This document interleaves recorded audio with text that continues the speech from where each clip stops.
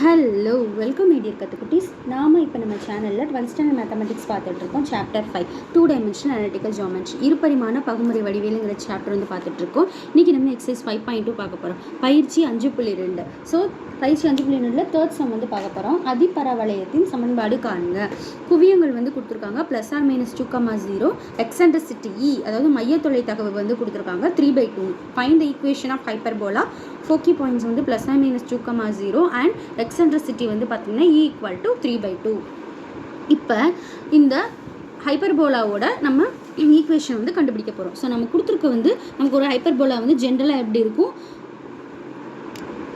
இது X axis, இது Y ஆக்சிஸ்ன்னு வச்சுக்கோங்களேன். ஸோ நான் கொடுத்துருக்க கண்டிஷனுக்கு உங்களுக்கு ஹைப்பர்போலா வந்து வரைஞ்சி காட்டுறேன். ஸோ நமக்கு வந்து +or-2, இது எக்ஸ் ஆக்சிஸ், இது ஒய் ஆக்சிஸ். அப்போ +or-2ங்கிறப்ப +2, வந்து இந்த பக்கம் இருக்கும், தென் -2, இந்த பக்கம் இருக்கும். ஸோ இது -2, இதை வந்து +2, இது வந்து என்ன எஸ் டேஷ்னு எடுத்துக்கோ, இது வந்து எஸ், ஏன்னா இது வந்து குவியங்கள். சரிங்களா? அடுத்து ஈயோட வேல்யூ மட்டும் தான் நமக்கு கொடுத்துருக்காங்க. ஸோ இதுலேருந்து பார்க்கும்போது நமக்கு தெரியுது ஹைப்பர்போலா எப்படி ஓப்பன் ஆகிருக்கு, இப்படி ஓப்பன் ஆகிருக்கு. சரிங்களா? ஸோ அப்போ நமக்கு வந்து குறுக்கச்சு வந்து எக்ஸ் அச்சு தான். ஸோ இதோட சென்டர் என்ன, மையம் என்ன அப்படிங்கிறத வந்து நம்ம கண்டுபிடிக்க போகிறோம். ஸோ மையம் எப்படி கண்டுபிடிப்போம், நம்ம ரெண்டு குவியங்களுக்கும் சென்டரில் இருக்க பாயிண்ட் தான் வந்து பார்த்திங்கன்னா மையம். சரிங்களா? அதாவது எஸ்எஸ் டேஷோட மையப்புள்ளி. ஸோ எஸ்எஸ் டேஷின் மையப்புள்ளி என்ன, அதுதான் நம்ம வந்து என்னன்னு சொல்லுவோம், மையம் அப்படின்னு சொல்லுவோம். ஸோ மையம் எப்படி கண்டுபிடிப்போம், எஸ்எஸ் டேஷோட மையப்புள்ளி என்னன்னு பாருங்கள். இது இங்கேருந்து இது 2 யூனிட்டு, இங்கேருந்து இது வந்து பார்த்திங்கன்னா 2 யூனிட். அப்போ சென்டர் வந்து நமக்கு 0,0. நம்ம இதை வந்து இப்படி மென்ஷன் பண்ணாமல் ஆரிஜின் தான் நமக்கு வந்து இந்த இடத்துல என்ன சென்டராக வந்து இருக்குது. இப்போ நம்ம மையம் எப்படி போட போகிறோம், -2 + 2/2, 0 + 0/2. ஓகேங்களா? அதாவது எக்ஸ் ஆக்சிஸோட 2 வேல்யூ /2 அண்ட் ஒய் ஆக்சிஸோட 2 வேல்யூ /2. நமக்கு ஆன்சர் என்ன வரும், -2 + 2ங்கிறப்ப 0 வந்துடும். ஸோ 0/2, 0, 0. ஸோ நம்ம மையம் என்ன கண்டுபிடிச்சிருக்கோம், 0,0 சென்டர் பாயிண்ட். ஓகேங்களா? ஸோ சென்டர் வந்து கண்டுபிடிச்சிட்டோம். இப்போ சென்டர் வந்து 0,0 இருக்குது. சென்டர் வந்து 0,0. அதுக்கப்புறம் குறுக்கச்சு வந்து என்ன ஆச்சுன்னு பார்க்க போகிறோம். நம்ம சொன்ன எக்ஸ் அச்சு, ஏன்னா 2 ஃபோக்கஸ் பாயிண்ட்டுமே வந்து பார்த்திங்கன்னா எக்ஸ் ஆக்சிஸ் மேலே தான் இருக்குது. அப்போ குறுக்கச்சு என்ன, டிரான்ஸ்வர்ஸ் ஆக்சிஸ்ன்னு சொல்லுவோம் இங்கிலீஷில். குறுக்கச்சு வந்து எக்ஸ் அச்சு, டிரான்ஸ்வர்ஸ் ஆக்சிஸ் வந்து எக்ஸ் ஆக்சிஸ். ஓகேங்களா? So transverse axis X axis and centre 0,0னா அதோட பேராபோலோட ஹைப்பர்போலாவோட ஈக்குவேஷன் எப்படி இருக்கும் அப்படின்னு பார்த்தீங்கன்னா, அதிபரவளையத்தின் சமன்பாடு.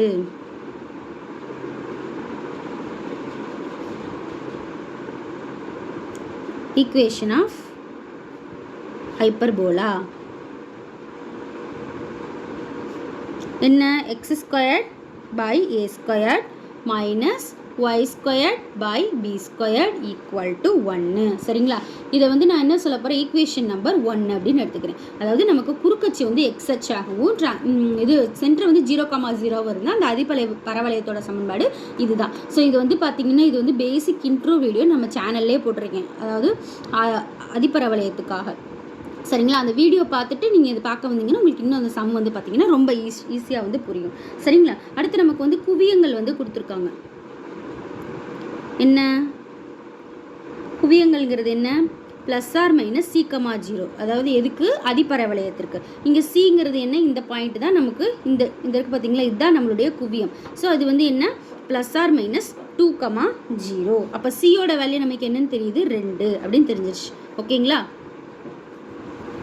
இதை வந்து நம்ம வந்து இந்த எஸ் டேஷ் இருக்குது பார்த்தீங்கல்ல, இதை வந்து நம்ம வந்து எப்படி எழுதுவோம், AE -AE, 0ன்னு எழுதுவோம். அதே மாதிரி இந்த எஸ்ஸை வந்து +AE, 0 அப்படின்னு எழுதுவோம். ஸோ இந்த பாயிண்ட்டை வந்து நம்ம என்னென்னு மென்ஷன் பண்ணுவோம், ஏஇன்னு மென்ஷன் பண்ணுவோம். ஏஇனாலும் சினாலும் ஒன்று தான். ஸோ சிங்கிறதுனாலும் ஏஇனாலும் ஒன்று தான். ஸோ அப்போ C = AE அப்படின்னு எடுத்துக்குவோமா. So C = AE.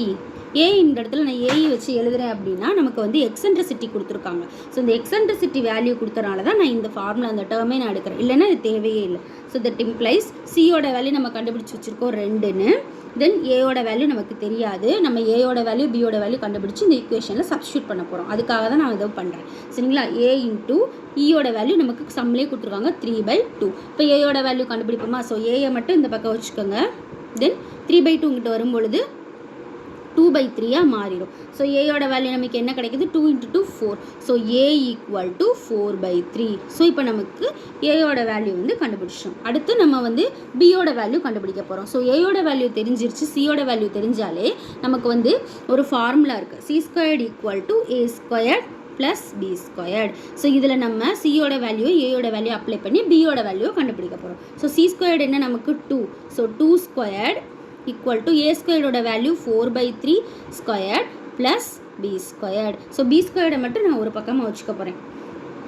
So B² மட்டும் நான் இந்த பக்கம் வச்சுக்கிறேன். ஸோ B² = 2²ங்கிறப்ப நமக்கு 4 வரும். தென் ப்ளஸ் 4/3² இங்கிட்ட வரும்பொழுது -4/3².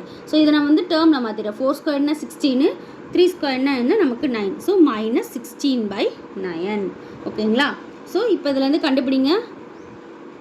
9 36, 36 - 16 நமக்கு என்ன 20. So B² = 20/9. இந்த டினாமினேட்டரில் இருக்கும்போது அப்படியே போட்டிருக்கேன். ஸோ B² வேல்யூ நம்ம கண்டுபிடிச்சிட்டோம்.